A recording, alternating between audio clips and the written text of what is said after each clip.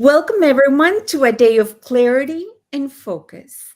We are going to get abundantly clear with Ian Murphy. So let's get to it.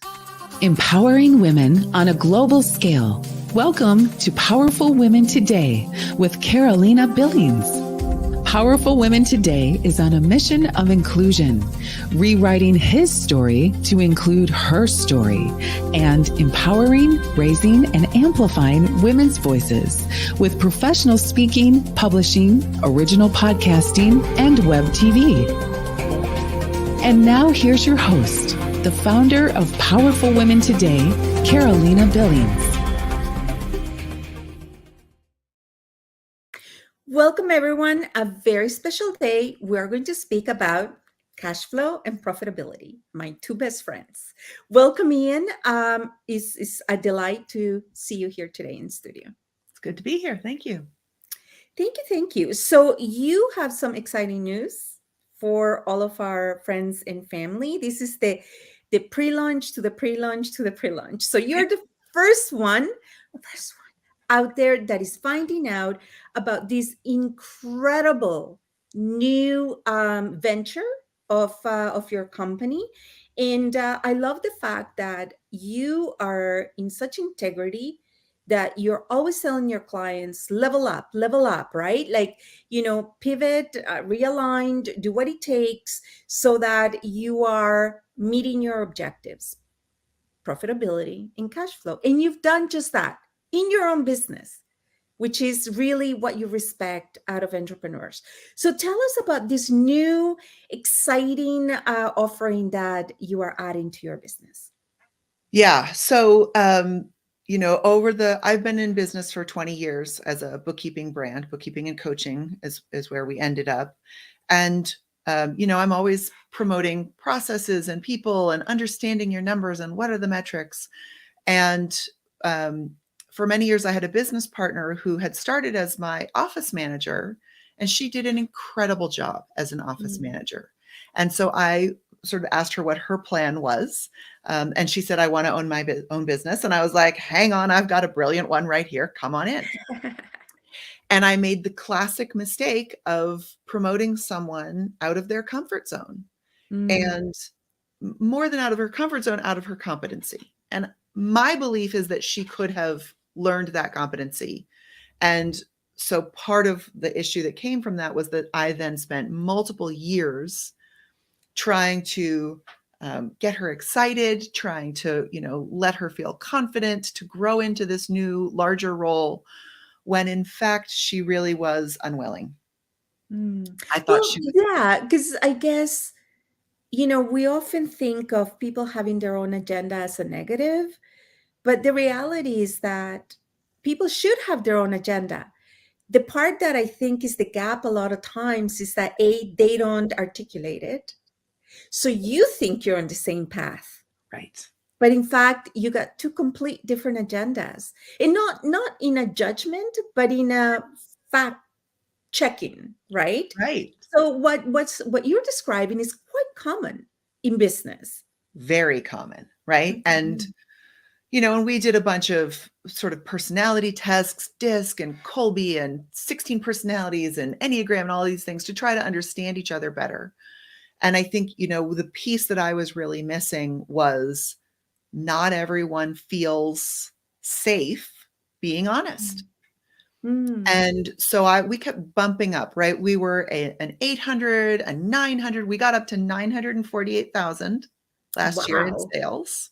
Like I've been reaching for that million for a while, not because $1 million is so important, but because it's a benchmark. Just a benchmark, but benchmark is something very important. And so the reason that I was attached to that number is once you have the systems, the processes, and the people and the passion in place to reach $1 million, you'll blow right past it, right? So I was aware, like 1 million's we're never going to land on 1 million. We're going to go from 800 to 1.2, 1.3. That's right. But we always kept hitting that glass ceiling. And, eventually when my partner and I decided to part ways, I realized that I had been very focused on my half of the business and really sort of allowed her perhaps too much space to run her side, because again, I was really trying to let her grow her own confidence. And so when I looked at it, I was like, all the processes in the world aren't going to fix my people problem. Yeah. And because the industry is bookkeeping and that industry has shifted so dramatically, I actually, believe that most people's first hire should be a virtual assistant who can help with data entry Mhm. rather than a bookkeeper. And I talk about, it's like hiring the electrician instead of the handyman, right? Like you need somebody who Mhm. can do a little bit of Mhm. everything rather than just a specialist. So I decided I'm just closing that part of my business down and focusing on the parts that I really love, which is the coaching and helping Yeah. people understand their numbers and work with their bookkeeper to really rocket them forward and make sure that their people and processes and passion are all in place. Yeah, because bookkeeping and having had a financial, being a former CFO, um, bookkeeping in accounting to some degree is a lot of scorekeeping, right? And sometimes just the understanding or the tradition is that you only meet with people like at the end of the year to find out what happened, right? And you're left with this like, reactive, like, what do you mean this is where we're at, right? And it's for a number of reasons, right? Whenever you're wanting to speak about the realities of metrics and the realities of KPIs, a lot of entrepreneurs, whether they want to or not, get the glazy, right? Like they just, I remember, presidents and CEOs of like owner operated businesses telling me, oh, don't be a downer. And it's like, I'm not being a downer. I am being, if anything, is a beacon of light telling you if we continue this way, right? Is so there's a lot of misunderstanding, a lot of missing, I don't want to say misinformation because I don't think there's malice to any of it. I just think it's a dysfunctional relationship. Sure. And I I mean, think totally, about going on a hike, yeah. right? If you have a guide who's helping you with this hike and they say, we need to take a detour because there's a cliff ahead, you're not going to say, don't be such a downer. You're going to say, Some people would. great. Some people would, right? Like, and and that is where, we sometimes as the leaders and owners and founders get in our own way, right? But I have collaborated with you for several years now. And I know your gift is not that in scorekeeping. Your gift is in the coaching along the way, right? In being that, like, just that second set of eyes that goes, oh, wait, what is that, right? Let's fine tune that. What worked, what didn't? And you got such a natural intuitiveness that I think I'm personally extremely excited for all of the people that are now going to have the ability to elevate the conversation with you.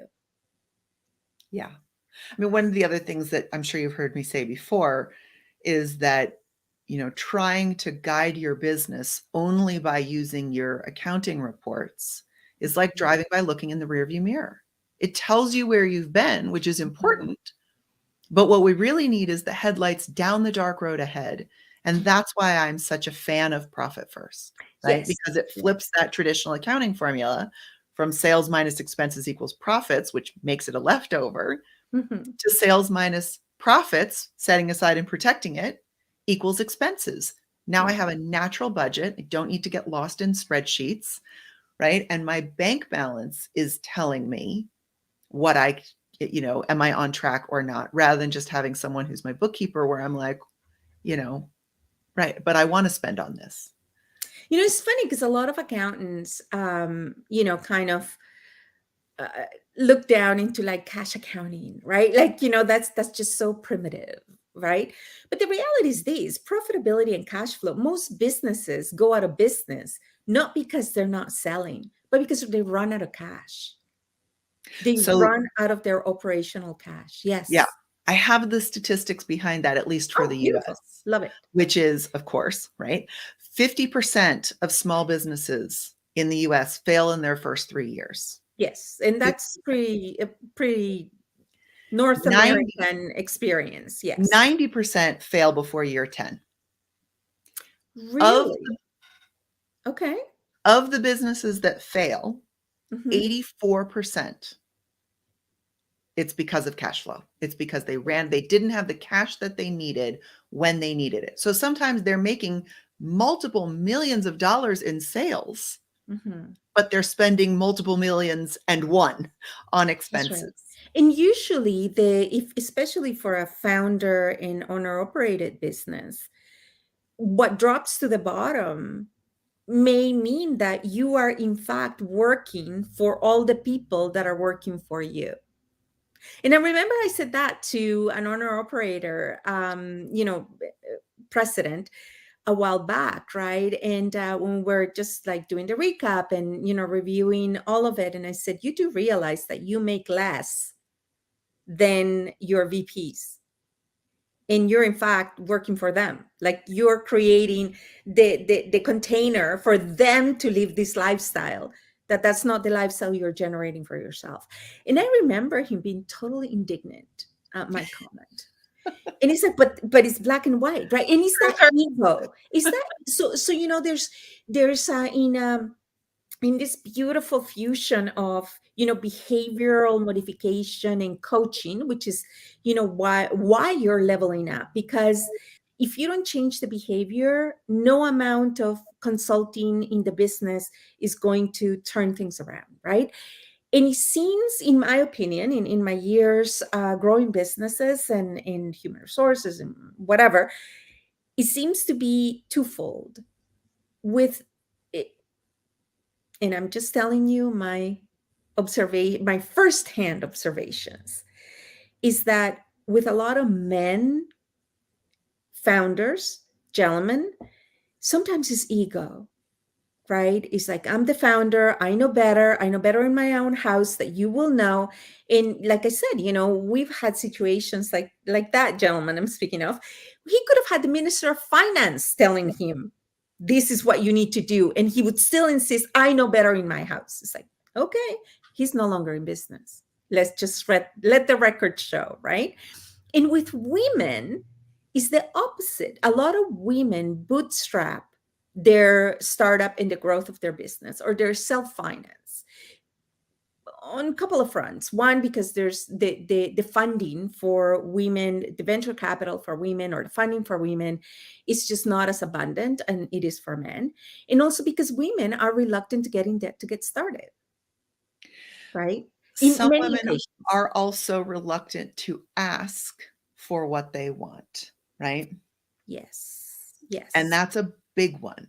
It's So not necessarily that the money isn't out there. I mean, yes, when we look at the numbers, yes, men are mhm, traditionally funded much more than women. But I think, there's been study after study after study of women saying, I'll just, do my song and dance and tap dance over here in the corner until someone finally notices how great I am, and mhm. then they'll give me the money. I'll sell my way out of this Or gem, right, or right? just I'll attract Mhm. rather than ask. Yes, And I think it agreed. has to be both. Agreed, agreed. And so it's time, the timing could not be better. We're currently doing so much work with the analysis of the dual, almost bookending of disruption for women entrepreneurs. We are powerful women today. The tips that we share are good for men and women, but this is our primary mission and vision at Powerful Women Today. But you do serve all clients. Just to to be clear on Yes. that. Um, Women, men, non-binary, all yes, of all of it. is if you're in Cisgender, business to turn transgender, a I love profit, everybody. you are their champion. And so are we, for that matter. We do have allies and all of that. But the point is, I just wanted to clarify why some of our research is a lot women based, right? Because that's our organization.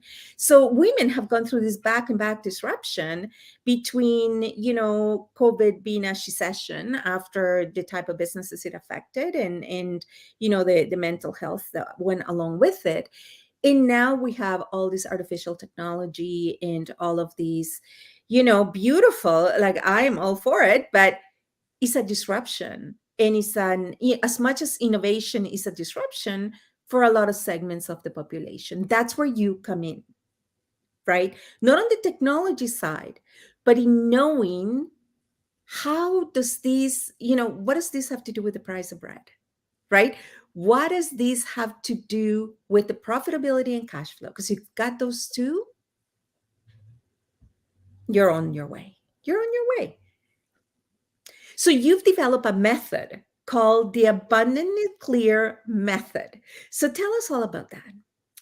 Yep. So I think of it as the Abundantly Clear Method, the method and mindset to get you to your first million. Mm-hmm. And that is because, again, these pieces all need to work together. And so the reason I chose the name Abundantly Clear is, again, I really want to make sure that we're baking in the idea of abundance, because to me, abundance is not a specific number. It's a feeling of knowing that there's more out there, knowing that flow is the best way to handle money. Really being able to lean in and trust our own instincts and good ideas, and to be razor sharp about what it is that we want and where we go. Because I think those two things, right? My creative entrepreneurs can come up with a million beautiful ideas, all of which likely will work.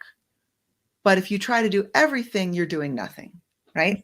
So then let's add to that abundance this clarity about exactly where you want to go, exactly what you want, so that we can say, are we moving towards that goal or not?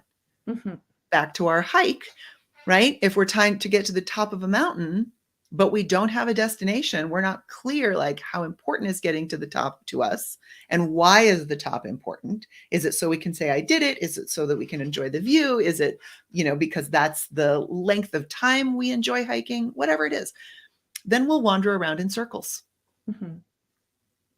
Absolutely, absolutely. And you know what? Sometimes, and the reason it's important to work with an executive coach and leadership consultant like yourself, is back to the million.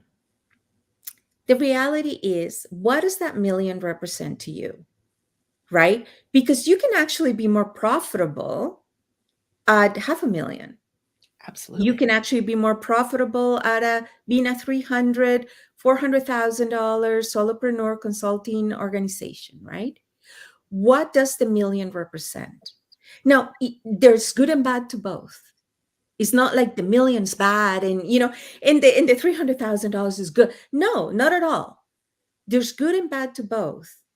In the abundantly clear, what is it that you want? And what is it that you're prepared to do for it, sacrifice for it, right? To what end? What's And the end also game here? being very clear what you're not willing to sacrifice. That's right. That's right.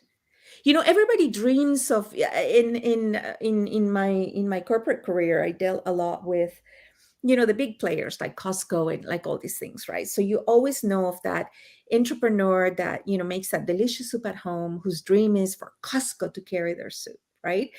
And the reality is that for Costco to do that, how will your life change because of it? Right? And especially if you got little ones, especially if you got, like, do you want to work? Do you want to risk? Do you want to leverage? Like, there's a whole picture that comes with it. And it's so important. And that's what I love the work that you're doing, is that we get caught up on the images that we see. right? We get caught up on that. I love that picture. I'm going to have to frame it and put it right beside the dogs playing poker. The picture of the entrepreneur in a hammock with their feet up and is all about the lifestyle of the entrepreneur. You know what the lifestyle of the entrepreneur is for a long time? Waking up at 3 a.m., figuring out, holy cow, right? Like, how are we going to do these? Even when there's a massive order coming in, how are we going to do these, right? It takes years, or it takes a certain type of business to be able to do that. But that's the reality check. And that's why I love the let's get abundantly clear. Because clarity leads to focus. If you're not clear, you can't focus. Like you said, if you're trying to do everything, you'll end up doing nothing, right? And that's not to say that having a comprehensive ecosystem in your business or multiple SKUs or multiple services do not complement one another. But then we're speaking of strategy. Right. And so again, with this idea of clarity, hearing you say you have to wake up at 3 a.m. I absolutely never did that. Absolutely not. That was one of my non-negotiables. I am a night person. I love my sleep. I need a lot of sleep in order to be able to function well. So I knew, because I was very clear about what I would do and what I wouldn't do, that sort of like 3 a.m. hustle and grind was not my lane. And the trade-off for that for me was, again, being very clear that I was not going to, again, I was a service business, not a product business, that I was going to have slower, more organic growth. That's right. In order to keep that balance. So a lot of it just, again, comes back to what's your personality? What are you going for? What are your goals? What's your energy level? Are you dealing with any outside or inside influences around or responsibilities? Right. Family, all these things. So I don't want to, again, with the no choice is a bad choice as long as it's your choice. I don't want to say you shouldn't get up at 3 a.m. and hustle. If that's your jam, go do. But if that's not your jam, you can still find success that is appropriate for your resources, abilities, and levels, right? That is going to feel like success, right? So I love it. And this is just the beginning. I am so excited to be working with you, to be part of this incredible shift in mindset, shift in understanding, and clarity is everything. And, so delightful. Thank you so much for sharing, the beginning of such a beautiful journey. I know you're going to be sharing more insights into our magazine, into articles, because this also informs other people that are going through it, just like you have, right? It took a lot of courage to sell that business, took a lot of courage to decide, you know what, this is not working for me anymore. Yeah.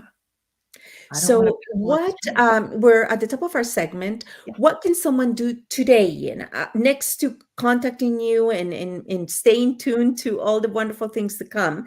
What can someone do today to begin to get that clarity and focus? So I'm going to give two different choices for the two sort of different personalities. One is, if you are not clear on where you want to go and why, both in the very short term, maybe 90 days, as well as the very long term, maybe 5, 10 years, 20 years, start there. If you are clear on that and you're not sure what the process is going to be to get you there, I want you to start to take 1% of all new income that comes into your business and set it aside into a savings account. Okay. Just to prove that you're profitable.